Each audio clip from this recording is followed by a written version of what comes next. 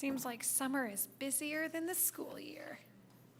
All right, we are going to call to order this regularly scheduled board meeting of Tuesday, June 18th. Sorry, let me follow the right things on here. We are going to call to order and do our roll call. Please bear with me this evening as I am, Trustee Khan and I are taking notes for this evening since Julie is out sick. Okay, so we will take roll call. Trustee Khan. Here. Trustee Boyd. Here. Vice President Hopwood. Here. President Davidson. Here. Trustee Rosenbaum is absent again this evening. Okay, I will now read the mission and vision statement and the meeting norms. The mission of Albany Unified School District is to provide excellent public education that empowers all to achieve their fullest potential as productive citizens. AUSD is committed to creating comprehensive learning opportunities in a safe, supportive, and collaborative environment, addressing the individual needs of each student. Meeting norms. Maintain a focus on what is best for our students. Ensure a safe environment for all views to be expressed, treating each other, staff, and the public respectfully. Endeavor to find common solutions to issues through collaboration without sacrificing one's beliefs in what is best for students. Make a commitment to effective deliberation, each one listening with an open mind, while others are allowed to express their own points of view, even if one disagrees. We will now recite the Pledge of Allegiance. Please stand if you would like. I pledge allegiance to the flag of the United States of America and to the republic for which it stands, one nation, under God, indivisible, with justice for all. Okay. The board did take action in closed session. We had to make an amendment to our agenda this evening due to the need to take immediate action and the fact that the need arose after the posting of the agenda, and the board unanimously approved the denial of an appeal. So we will denied hearing the appeal. We will now do the approval of the agenda.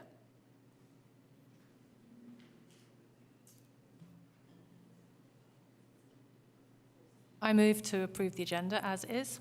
Second.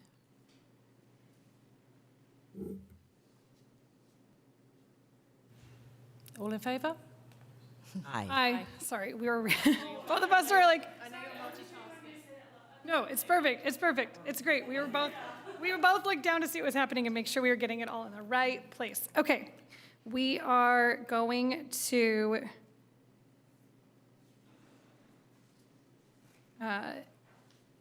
looks like we have the timer up there. All right. Yeah. I don't know is someone here doing the timer up there or no? No. Okay. We're gonna have the timer here for public comment on matters not on the agenda, so I'll be holding it here. So if you're in person, it's here. If you're not in person, then I'm hoping that you can see it. If you have a public comment for an item not on the agenda, please approach the podium here or raise your hand if you're in our virtual audience. Okay, seeing none, we will move on and we will take approval of the consent calendar. I had a couple of items minor things to pull. And it was 7A. Let me have a quick look, sorry. I have it written down. Okay.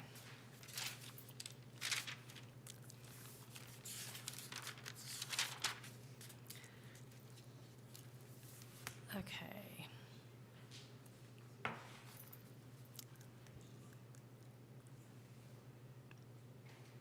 I had a question, actually. Can I just ask a question before pulling different items? Was about so 7K and 7L about approving and adopting resolutions. Now, I thought we had to roll call resolutions. Can we actually put them through on the consent calendar? It depends on the type of resolution. Certain resolutions can be. That's fine. So these are just like financial, that's okay, great, then that's fine.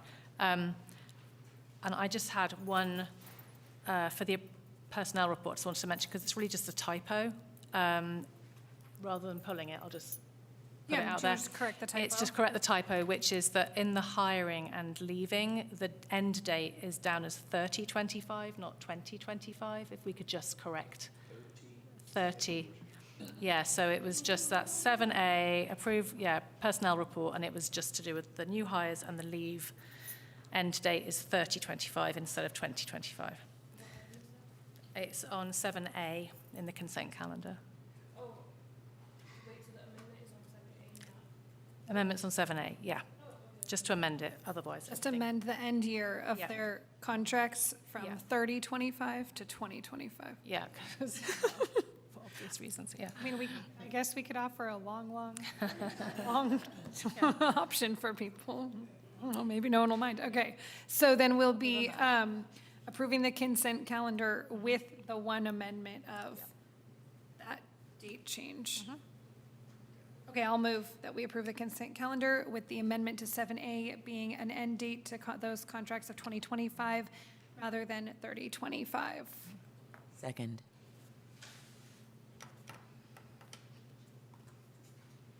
Okay, all in favor? Aye. Okay, great. And there we go. Okay, that makes sense. Good. All right, we are going to move on to our review and action for the evening. Our first review and action item is item 8A, which is Proposition 28, the Arts and Music in Schools Funding Annual Report. Right. Good evening, trustees, Superintendent Evans, district leadership team, Albany educators and community. It's so wonderful to see all of you. And yay, congratulations to the end of another school year and our last board meeting of this year. Thank you so much for all of your leadership and support throughout this school year. We truly appreciate our trustees' leadership and all of the hard work all of our educators have put in throughout the school year. All right. With that being said, I am here tonight to seek approval for the Prop 28 Arts and Music in Schools Funding Annual Report.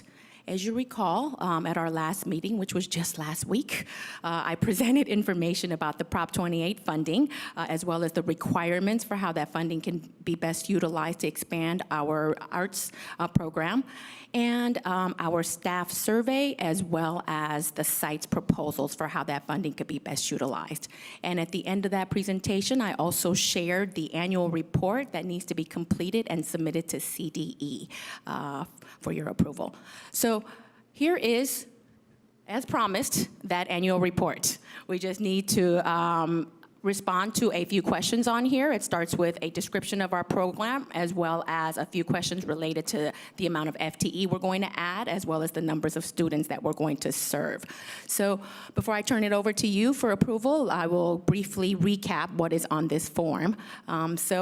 Starting with the program description at our preschool, our intent is to expand the Healthy Me Music and Movement program there. We are currently offering some programming, but we would love to utilize that funding in order to expand that program to provide more lessons to all 72 of our preschool students. And at our elementary level, we would like to add 1.4 certificated teachers in visual arts to provide 1 hour additional instruction in visual arts to all first through third grade students during the added teacher prep period. And for our middle school, we would like to add 0.6 certificated FTE, a section in drama, a section in visual arts, and section in computers as elective courses for the 6th grade wheel. This addition will allow our 6th grade students to have elective offerings and to have broad access to a first period, which they do not currently have. And they would also like to add a 0.2 instructional aid in the form of an accompanist as well as assistant to the existing choir and orchestra program.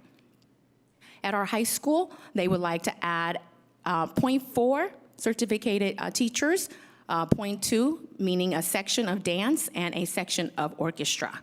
And they would also like to add 1.0 instructional aid to the existing orchestra band, as well as, what was the other one?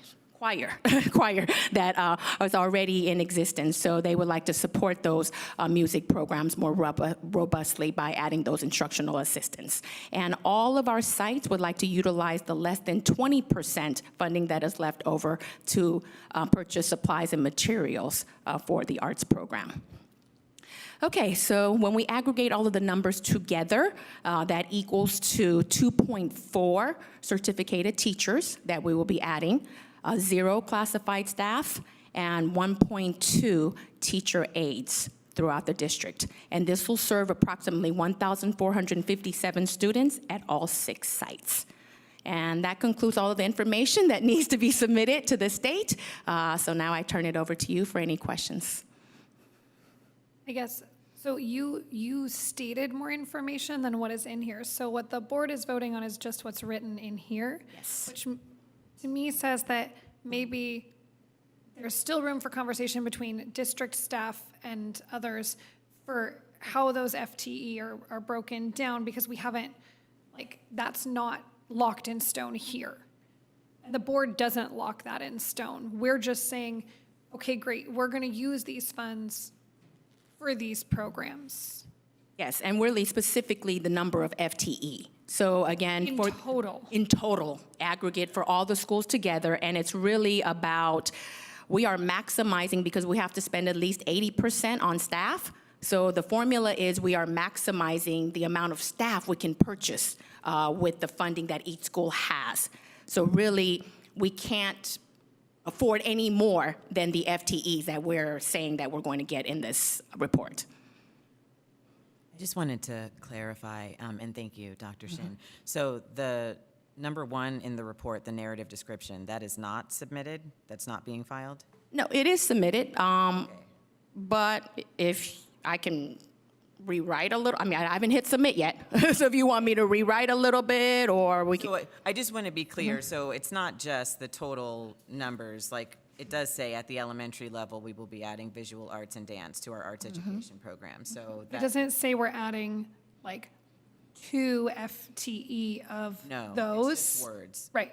So that's kind of what I was getting at, is if there was still somewhere where it was like adjustments needed to be made, they could make those adjustments. That's not really under the board's jurisdiction to like decide those site level things. At least that's been my understanding in the past. Okay, sorry, I'm just pulling it up here again. And I have a quick question whilst Bonnie's putting something up. Each site administrator at the elementary level has had, so they got to pick what they wanted their funds. Right, okay. Thank you. Even the survey results all came back where visual arts was the number 1 choice. Yeah, so it doesn't mean that each site is going to have the exact same programs offered, and that's because that site's administrator chose something specific. Yes, and it has to fit into their schedule. This is a very Exactly. complex scheduling Yeah, thank you. process. Okay, we will now take public comment on this one. I'm going to have the timer here.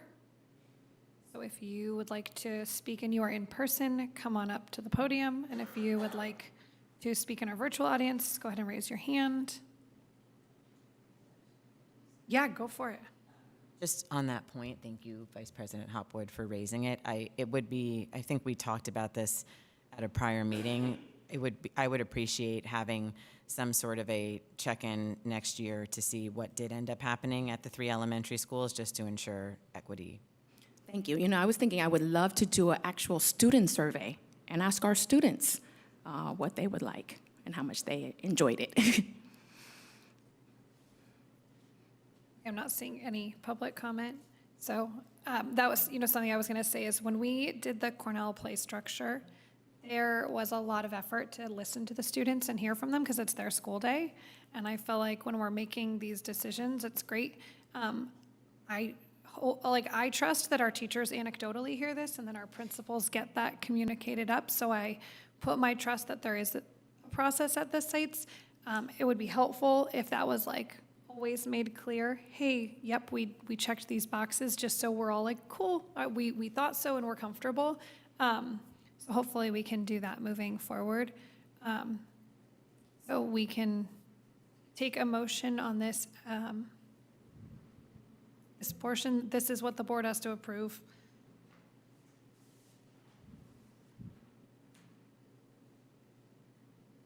I move to approve the Proposition 28 annual report. Second? Okay, all in favor? Aye. Aye. Okay, so that is the annual report, and we'll move on to item 8B. Approve the contractor services agreement between Albany Unified School District and Western Roofing Service. Hey, thank you. This item is for the board to approve the agreement with Western Roofing Service for the roof at Albany High School multipurpose room, and also it is a central kitchen building. And our director of maintenance is here this evening to answer any questions. Thank you. Good evening. So as mentioned, this item is to resurface the roof at the high school, the central kitchen and multipurpose room. This is to avoid future damage. This is preventative maintenance. The arts building, we did a roof last year. It was way past this point, so it had to be completely ripped off and replaced. I'm trying to avoid that with this preventative maintenance.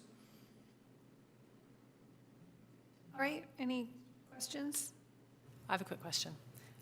So the cost of that is $114,317, and that's going to be applying a kind of coating onto the roof. And so my only concern would be, given that we've got this bond measure coming on the November ballot, potentially for facilities improvements and replacing of buildings, and I know that roof/building is not quite at the end of it's very close to the end of its life now. Do you think that's reasonable to spend that amount of money on something that potentially we've talked about the arts building being replaced if we were to have a windfall of money? I mean, do you think that's well spent? I'm just curious. I understand it. I think it is a good idea because, well, that measure hasn't passed yet, clearly, but even then, the determination of how that money would be spent, the design and development of a new building, the permitting, all of that would take several years, and I think in that time, with the kind of storms we've been getting, we risk we have the risk of water infiltration and further damage. Okay, great. There's signs that the roof is, could fail. Sure, great, thank you. Okay, any other questions from the board? Okay, we'll now take our public comment on the roof. Sorry, let me get it back up on here.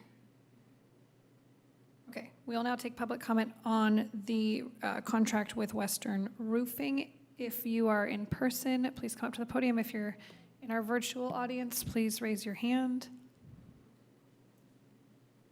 Okay, seeing none, we will take a motion. I move to approve the contract between AUSD and Western Roofing Service. Second. Okay, all in favor? Aye. Aye. All righty. We will move on to item 8C. This is Proposition 39, the bond measure resolution, ordering the school bond election and authorizing, and thank you, Director Jaffe. Authorizing necessary actions in connection therewith for the November 5th, 2024 primary election. Okay, thank you. So at the last board meeting, the board received the survey result and a draft resolution ordering school bond election and authorizing necessary actions in the connection therewith. So we are bringing this item back to the board for the review and action item. All right, any questions from the board? Seeing none, any public comment, please approach the podium or raise your hand if you're in the virtual audience. Yeah, I mean, just You gotta come up. Come on, you gotta stand up. You gotta get up. You gotta do the thing. I gotta do Being the a member of the Social Studies Department, I would be remiss if I didn't point out that it's a general election, not a primary. Yeah, Thank you. that's it. That's my public comment. We're in. Okay, so when we,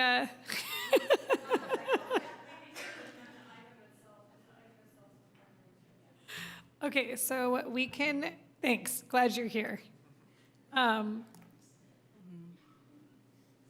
Obviously, we're all on summer break, so we are not reading carefully. So I will move that we approve the Proposition 39 bond measure resolution ordering the school bond election in a general election. And I will say that we amend the language throughout this to state general election. If it's helpful, I think just the description says primary, but the resolution itself refers to the general election. So anyway, just wanted to clarify that point. Okay, great. Thank you. All right. I'll second. Okay, all in favor? Aye. All right, we are going to move on to item 8D. This is the LCAP.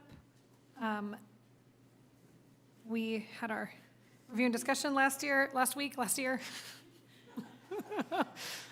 decade, in 3025.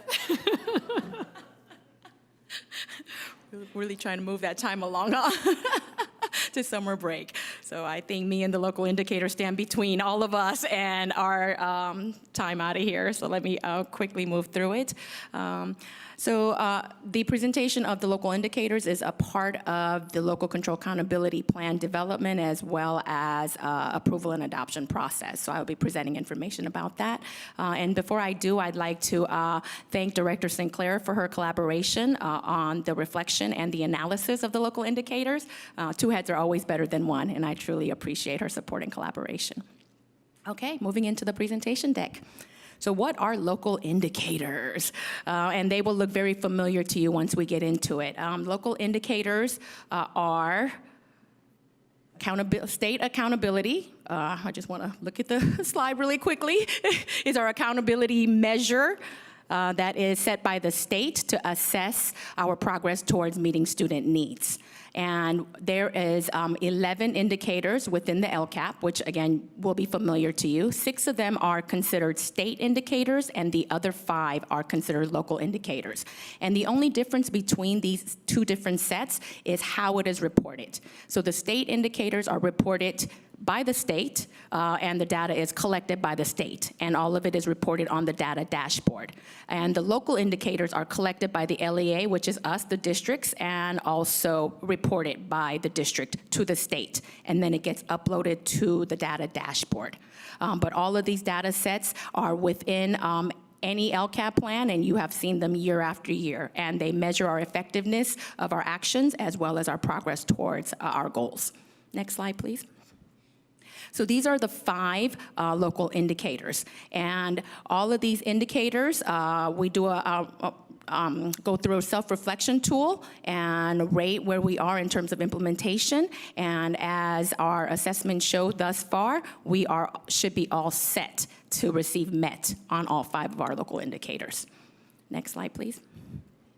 And this is the rating scale, starting with 1, which is exploration and research phase, and all the way up to 5, which is full implementation and sustainability.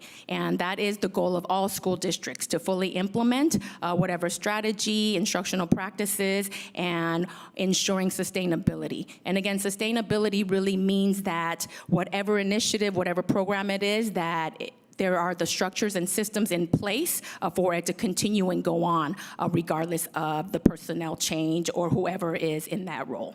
And so we are always working to get to 5. Next slide, please. Okay, so the first indicator is the basic conditions at schools, and this encompasses 3 areas: teacher credential, facilities, and instructional materials. And the best way to really think about our indicators is, and our goals is, we are always trying to create conditions to maximize student learning by providing resources and services. So we're always hypothesizing what resource is going to increase and improve student learning outcomes. And we know that the greatest resource that we provide to our students are highly qualified teachers. And one of the areas that we measure to determine highly qualified teachers is their credential area. Are they teaching within their area of expertise?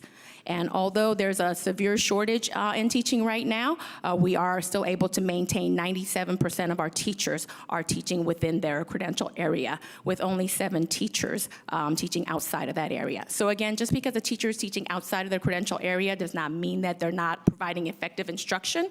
It just means that that's not their area of study. And also, we also measure facilities as in relation to student learning outcomes, because our learning environment is very, very important. When we're able to welcome students to a safe, well-maintained environment, they feel a sense of value and pride, and it motivates them to learn more. And so we are happy to report that each year we are in good repairs on the facilities inspection tool. Another important tool that we provide to our students are instructional materials. They must have the foundational text and the instructional materials in order to engage in the learning. And each year in October, we certify that all students have 100% access to instructional materials. Next slide, please. Implementation of state academic standards. This is about implementation of curriculum framework as well as professional development for teachers. Again, we talked about the most impactful resource we provide to our students is highly qualified, well-trained teachers. And we are very, very happy to report that all of our teachers have received the training in the state framework, and it is fully implemented. And we do have a couple of areas that we're uplifting as being at the sustainability level at this point. Our health, physical education, visual, performing arts, and world language departments at the high school seem to be at a higher level at this point with the ability to be sustainable. I'm also uplifting CTE courses, even though we are fully implemented there. We have challenges with CTE because it is grant funded, as well as there's a severe shortage of CTE teachers out there. So at any given moment, if we lose funding or if we lose a teacher, this program is vulnerable. So I'm just uplifting that. This is an area that we constantly have to work at and look closely, apply to grants, as well as do full recruitment efforts. But currently, we are fully implemented. Next slide, please. Parent engagement. Communication, collaboration, and trusting relationships. You know, I like to think of this as students in a 2-parent home, right? The school is one home, and their home is another home. And even when parents are not together, if they have very collaborative, trusting, respectful relationship, and there are expectations and rules and guidelines that are same in both homes, and we come to an agreement about that, and we support one another with that, it's our students who benefit. They will be in structured environments no matter where they are. They won't have to guess what their expectations are, and they can focus more on the learning. So this is why parent engagement and collaboration and building trusting relationships is critical to improving outcomes for our students. And currently, this is a strength area for us in AUSD. As we saw last week with the survey results, we are doing a great job communicating and leading together with our affinity groups. At the same time, we continue to focus our efforts on getting more underserved and underrepresented families involved and working collaboratively with us to support our students. Next slide, please. School climate, culture and climate. We know it's imperative to student learning. Culture is a set of norms, set of expectations, a way a community behaves together. And climate refers to the way we feel about that culture. And the way students feel is important to how they respond to learning.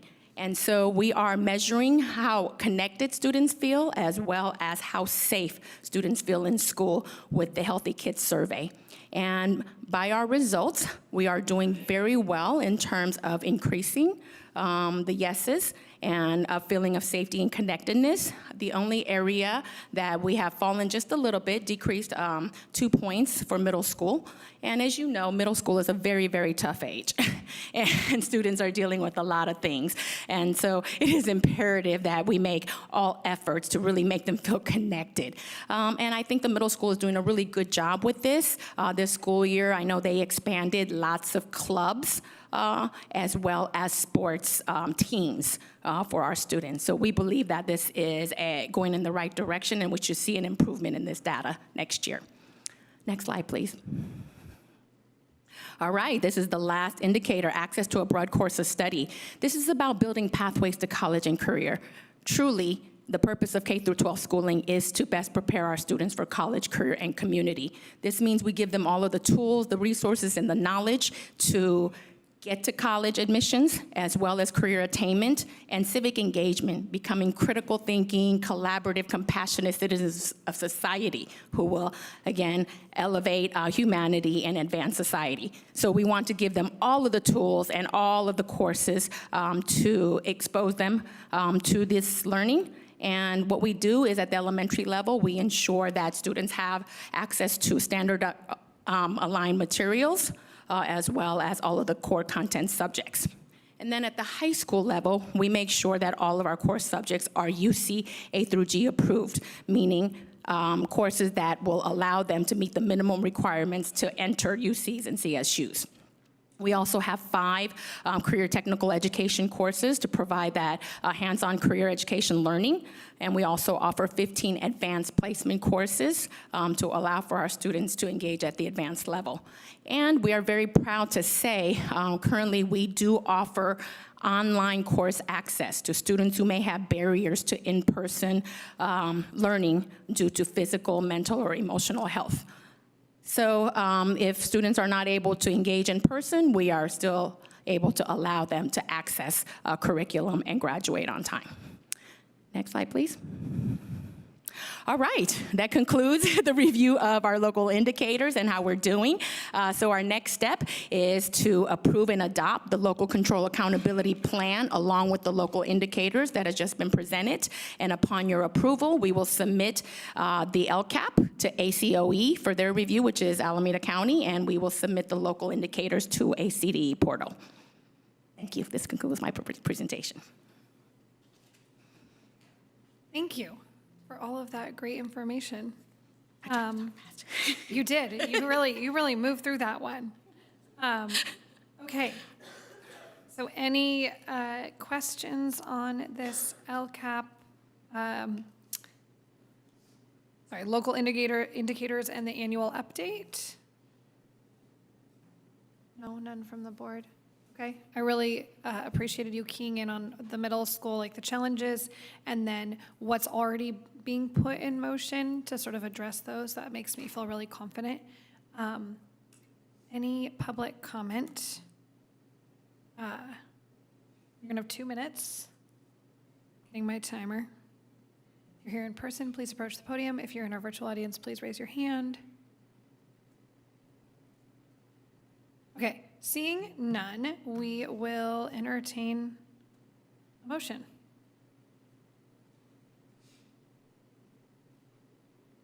I move to approve the 24-25 local control accountability plan, etc. Second. Okay, all in favor? Aye. Aye. All right, so we thank you, Dr. Shin, for all of that work on that one. We will now move on to item 8E, which is our budget adoption and resolution number 2023-24-27. So at the last meeting, the board received presentation for 24-25 proposed budget, including the resolution 23-24-27, confirming the district commitment for fiscal solvency. So now this item is back to the board for the adoption this evening. Okay, so we didn't much like the presentation last week because it had some really bad news, which we will not fault you with, and I would also like to leave this on a very good note and appreciate you, CBO Kim, for everything that you've given to Albany and just We're really, really excited for you, but we're also really going to miss you. Yeah. Thank you for everything. Okay. Any board questions, comments, tears? We'll all have them later. When they were like, run for the board, it was like, yeah, let's do that. Also become, connected with people you see so often, and then they're all just going to leave. They're going to go away. It's okay. Any public comment on our budget? Donations accepted. Okay, seeing none, we'll entertain a motion.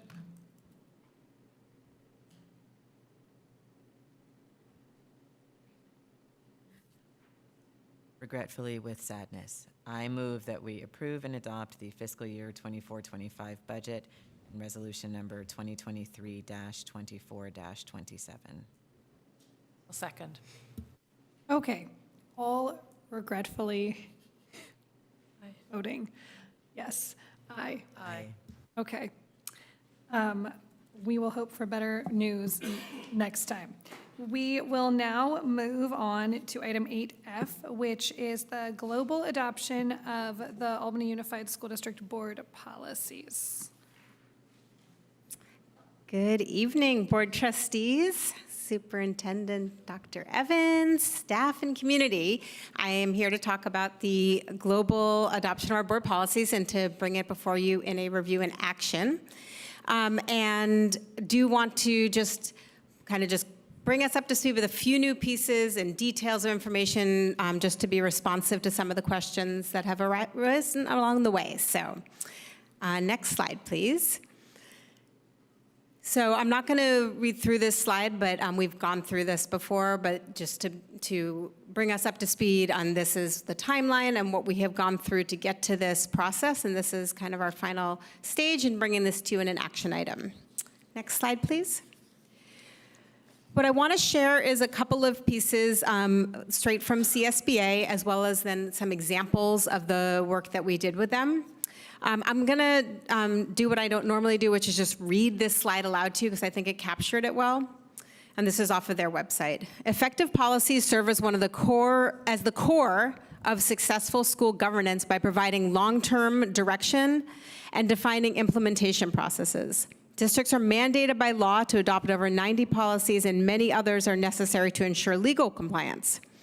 Due to the passage of hundreds of new laws every year, district policies can quickly become out of date. CSBA's policy audit program can help make sure that your district's policies accurately reflect current state and federal laws. And as you know, ours were much farther out of date than they should have been. And so this was a process that we went through to try to bring us up to a baseline that we can then work with them to maintain. Next slide, please.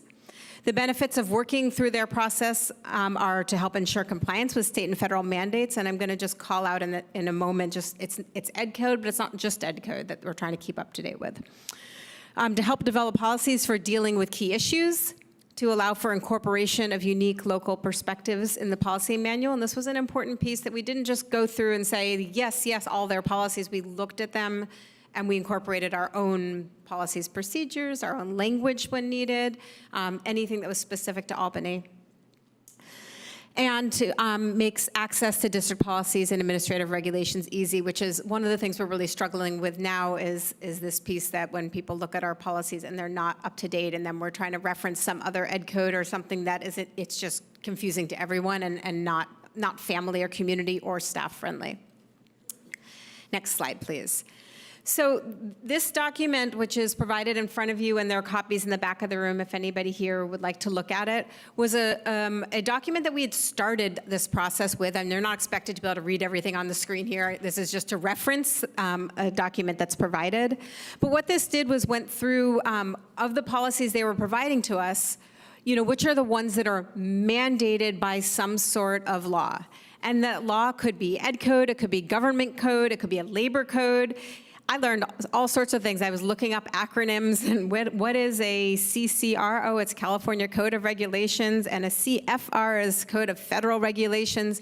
So there's no realistic way for staff, board members, anyone to know all of these different regulations. So we really appreciate the CSBA pulls them all in one place for us and references it and then gives us what the requirement part of it is. And then for some of the policies we went through, as you could see on the edited document, we kept the part that was the required part, but sometimes there was some other language or some other part of it that we could meld better to fit Albany's needs, so we did that. Next slide, please.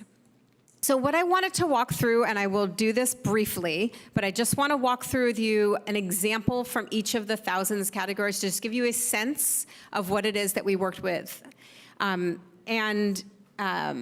This is all of this information that I'm sharing is also printed out in the updated slide deck that is in front of you and is also provided to the public in the back of the room.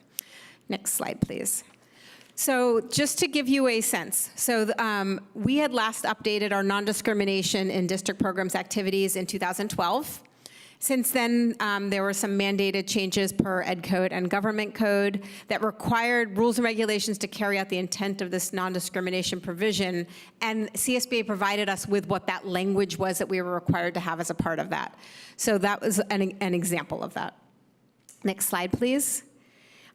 In the 1000s, we had our uniform complaint procedures, which were updated last in 2015, and since then, there have been multiple Ed Codes and CCR, which is the California Code of Regulations.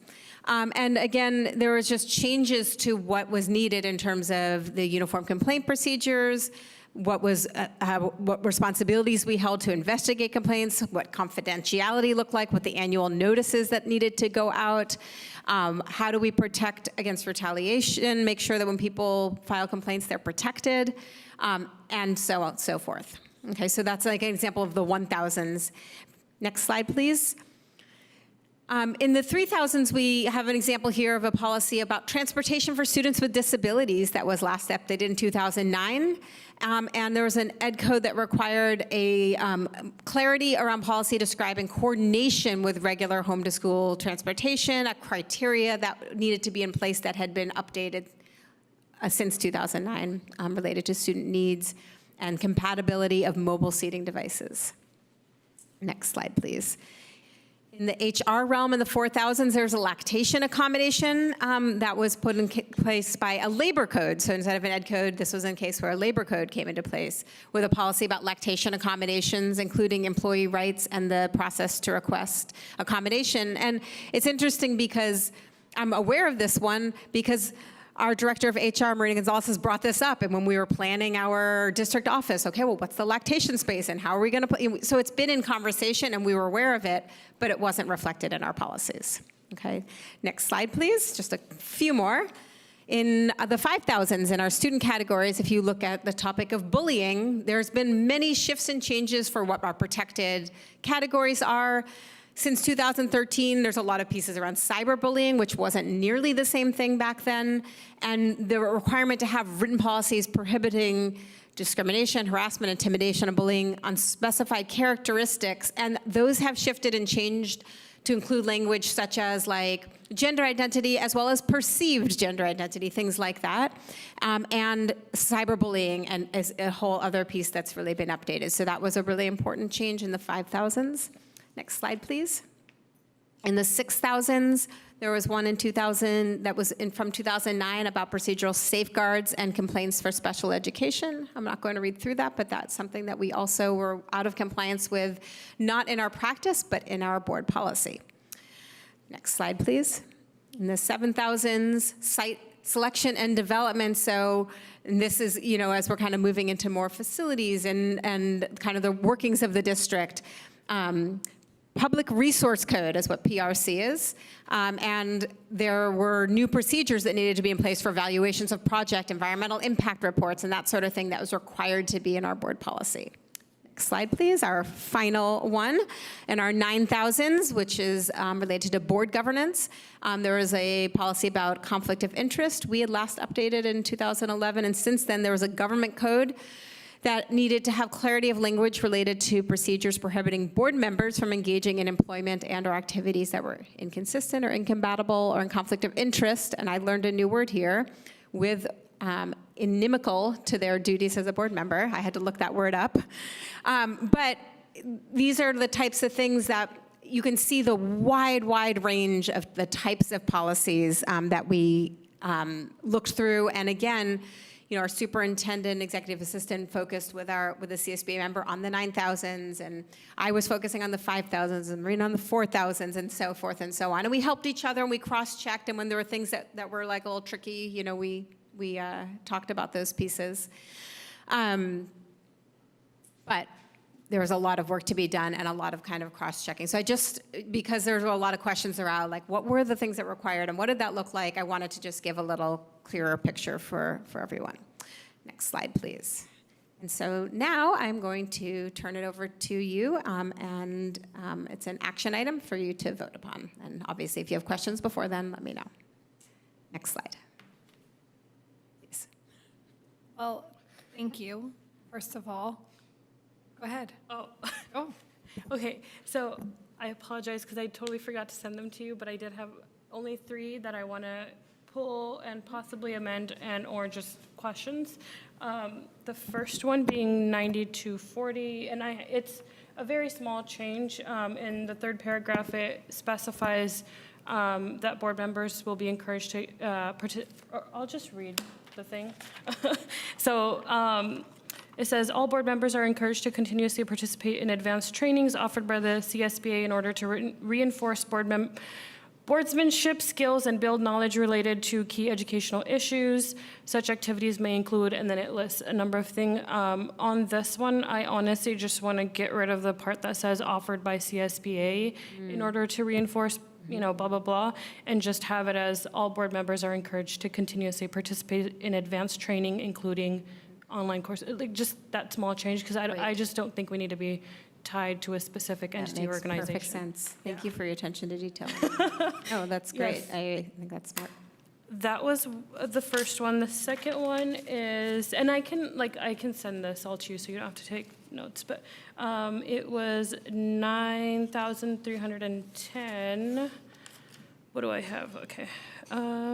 It was just, there's a subsection in this particular one. In the original, we have it's at the very end of this policy. It's suspension of policies, and it's basically just saying that should we ever have a policy, bylaw, or administrative regulation that is not or is in conflict with applicable federal or state law, that obviously federal or state law will trump whatever policy we have. I just think we should keep it in the in the updated version. That subsection just isn't there, but I do think we should just pull that and keep it in the new policy. But everything else was perfect. And then the last one, this one I did have some questions. Okay, so the last one is 9,320. There's just, so like the first part of it, hold on, let me pull it up exactly. In subsection special meetings, in the original, we have language that specifies just that if other board members would want to call for a special meeting, that there's like a protocol that's listed on how they could do that, but in the updated version, it's not there. I just think we should keep it there in case, I guess for me, I don't expect our board to ever be in a situation where a member would call for it and a president wouldn't, follow, but I just rather have it there. So that was just a small one. And then the second one was adjourning of the board meeting. Ooh, sorry. No, this is good. Thank you. Okay, so under the subsection of adjourning/continued meetings, where's the exact language? I'm sorry. I should have noted this better. There's just so many pages. There's so many pages. I know, I'm sorry. I was gonna type it all up in advance, but I just had a very busy day. It's really okay. Yeah. Okay, so I don't have it marked in here, but basically it just, where'd it go? It just removes the first sentence. It switches it from a majority of the board to just the board may adjourn. I do think we should, again, keep the majority of the board in case we ever have a situation where someone wants to hijack the meeting, it just, safety is better than not. And then the last part was just in the subsection Teleconferencing, I was just curious why we were removing the last paragraph in that one. Let me see if I can find it in here. I guess it was really just one sentence which said all board policies, administrative regulations, and bylaws shall apply equally to meetings that are teleconference. The superintendent or designee shall facilitate public participation in the meeting at each teleconference location. I just wasn't sure why we were getting rid of that. I can't specifically Okay. answer why I wasn't involved with Okay. with those Yeah. in particular. But what you're suggesting on that one is that that sentence be returned? Is that what you're? I think if possible, or if we don't feel like we need it, then that's fine. But it was just a question for me. I guess probably more so for the board, Right, how people feel. I guess. Yeah. And I think my understanding is there's two ways to proceed, and, Dr. Evans, you feel free to jump in if this doesn't sound right, but I think either we could pull those three policies for now and bring those back, which would be no problem, or the suggestions, certainly for the first two, are pretty straightforward. It's basically the policy as is, except remove offered by CSBA for 9240 and for 9310, adding back that paragraph about the suspension of policies in conflict with. So, I would assume you could vote to move, take action on it with those changes, and/or the third one, if we want to jump into that. Yeah, I would suggest just pulling them and bringing them back with the changes. Okay. All three, or? Just the last one. Yeah, Last that's one. what I was thinking. Because there were questions about that one. Okay, perfect, yeah. Thank you. And I can make the motion since it's kind of complicated. Well, hold on, we're not quite Okay. there yet. I don't know if there's questions. Okay, go ahead, sorry. But you can later. Just on the back of what Sadia's just demonstrated, which is our ability to kind of review policies in an open meeting, I would just say back to bylaw 9310 again, which says policy shall be regularly reviewed at a time allocated for this purpose on the agenda of public board meetings. And we haven't done it. And I think this sort of just goes to show now that we're all the proud owners of a big binder full of the 9000s, which has honestly been amazing to have. Yes. And I love the new kind of cleaner format and language following your workshop. But I think it is possible for us to dig into these kinds of things. And just at home, just being able to kind of go through and dip in and pull something out, as Sadia just has. I think we've been really focused on operational issues as a board in the last year or so, on the back of the fact that our budget has been really challenging, and so we've been less kind of policy focused. Maybe we want to shift more to policy for the next year. There are a few things I would really like to work on. And I understand some people's unhappiness with perhaps the executive cabinet taking part in a workshop that board wasn't included in. And I'm thrilled that you guys cleaned it all up for us. That's great. And I see this as just step one. This is not the whole entire process, right? But I think given the fact that these are called board policies and that it is a really fundamental role of the board to be involved in policy making and reviewing and monitoring, I would just say next time there is a workshop, if there is someone on the board who would really like to attend, that's great.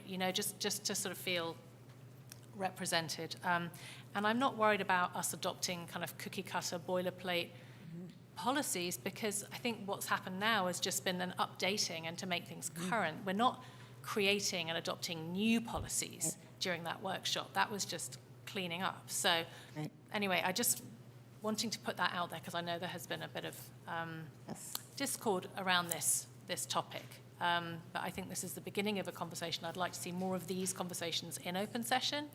And thank you again for all of your work on this. It's really been appreciated. Thank you. Thank you. And just to add one piece, I think that when we have brought board policy, or at least I know when I have in the last 2 years, it's been about bringing us, this particular policy we really needed up to date, and this one we really need up to date, and it's not been the good discussion like what Sadia was just raising. And so I think that by bringing all of them up to date, we won't be doing all the work of individually working to try to revise each policy, but instead we can have real, discourse about the policies and the parts that really matter. And I made note of your suggestion for future workshops.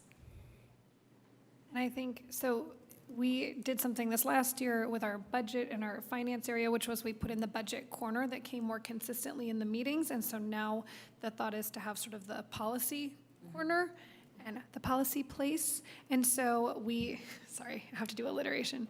So we can revisit these and maybe like, okay, for this month, for the 2 meetings, we're gonna go through the 1,000s and just like everybody review and see, and in this month, we're gonna do the 2,000s so that the board is consistently checking in and just keeping tabs on it, and not just saying, okay, we've got these, great, we're good, we're not gonna worry about it. Right. I will raise, the interdistrict transfer policy has been in the works with our board policy committee for a very long time. And I think that just goes to show that people really do want to put in the thought and they really do want to get everything right. But sometimes we need to just make sure we have like the base policy in place, and then we can sort of build and adjust. And it's sometimes easier to go when you have the base policy in place and you're just building that little bit and tweaking it a tiny bit. And we can move things so that we're staying current and doing the best for the students and not just sort of rethinking the same conversation a lot of times and not making that progress. And I think sometimes we tend to get lost in the weeds on these, and like you were just saying, this little bit and that little bit we need to fix here and we need to fix there. And now I feel like, okay, here's our starting place.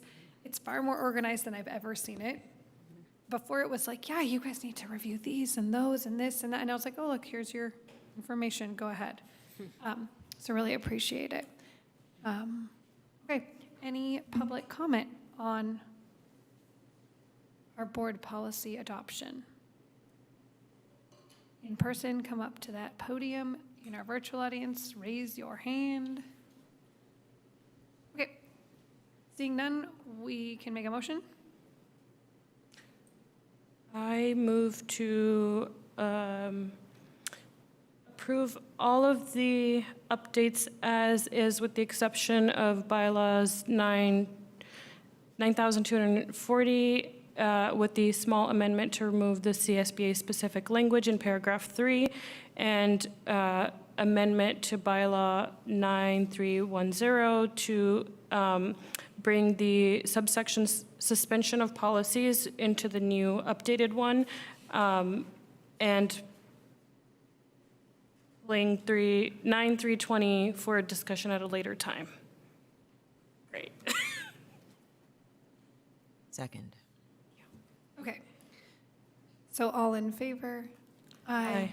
Okay, so we have adopted the board policies, but we will be bringing 9320 back for more discussion. Thank you. Okay, thank you. All right, we will now have our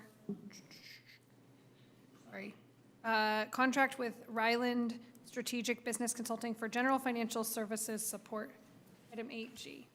So I'll just, before I turn it over to CBO Kim, most of, well, at least everybody at the district knows, but to our viewing audience, CBO Kim is leaving us, and she's been in the district for 6 years. It has been instrumental in so many programs and projects, and I can go on and on in terms of what she has achieved in Albany, and she is definitely hard to replace. So I just want to thank you, CBO Kim, for your service and dedication to Albany. And with that being said, we need someone to assume some of those responsibilities. I can honestly say when I came on the board, I wasn't expecting all of this. So this is just another responsibility in terms of people that I'll be overseeing. But anyway, so we're bringing to the board a contract with Ryland Strategic Business Consulting for support. So I'm going to turn it over to you. Thank you, Dr. Evans, for such a kind words. And beautiful flowers for trustees. Before we move on to the item, I would like to add a few words. That it has been truly a pleasure serving our staff and our students. And this work has been a huge part of my life. And I am so blessed to live and work in a community that I love. I also want to thank Albany community, both individual and organizations, who supported the districts. Because it takes all of us working together to serve and then to provide better places and better future for our students we serve. And these past 6 years is an experience that I will cherish forever. And thank you for having me and allowing me to be part of this remarkable community. And I will really miss Albany at AUSD. Thank you. And with that, this is tough item for me. So we are bringing this contract for the board so then this interim consultant can provide our financial support services, including but not limited for year-end closing of the books and alignment with the budget and LCAP. Also other board presentation necessary to the budget and the business, and other general financial support and general just day-to-day financial operation of the school districts. Okay. And I want to say, in the meantime, we will be posting for that position.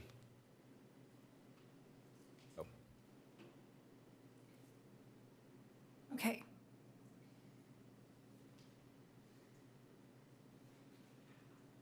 Yeah, any questions? Anyone want to ask anything? Comments? Nope, I don't think we can change this direction. Okay, any public comment? You have 2 minutes if you'd like.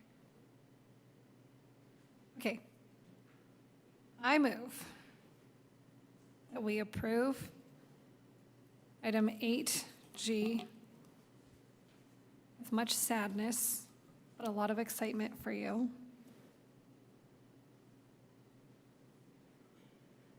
Second. Okay, all in favor? Aye. Aye.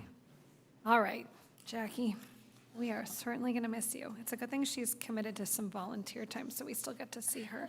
You never actually get away.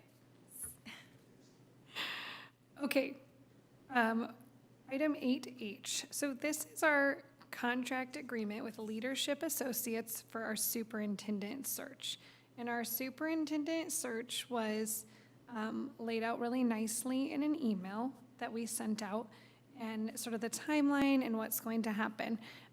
We are in a very, I would say, fortunate situation because our interim superintendent is in a contract with us until July 1st, and on July 1st, that contract expires, and he is going to come back as a consultant with us and be a consultant doing superintendent duties, but also helping us with the search.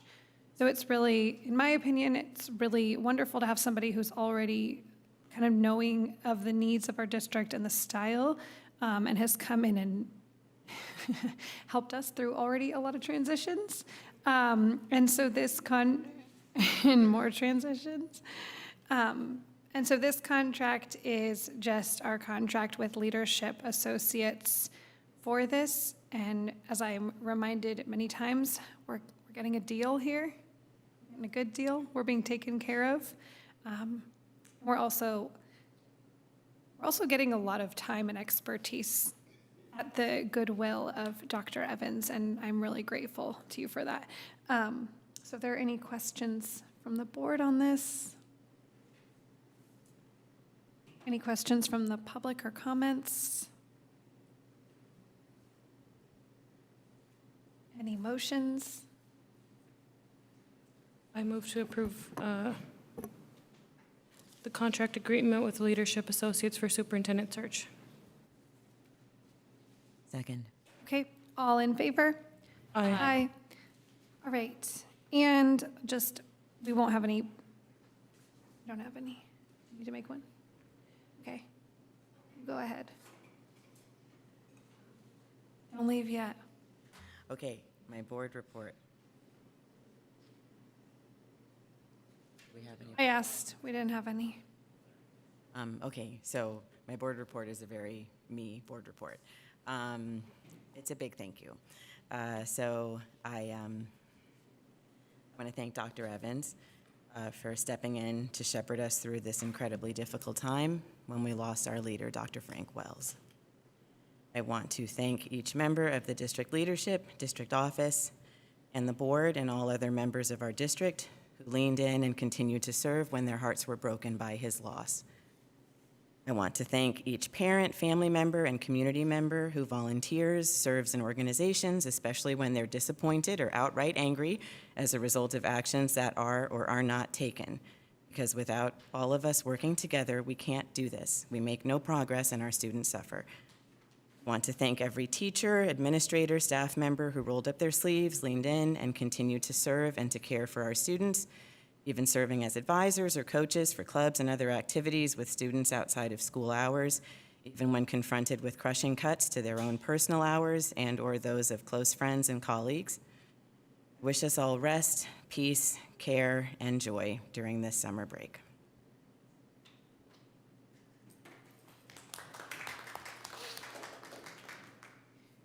And I just wanted to add on a big appreciation to Chris Knight as you segue out of your leadership role with ATA. Thank you for all the hard work you've put in and your work on Measure G, and it's been really, really a pleasure to collaborate with you and work with you. That's what makes our district great.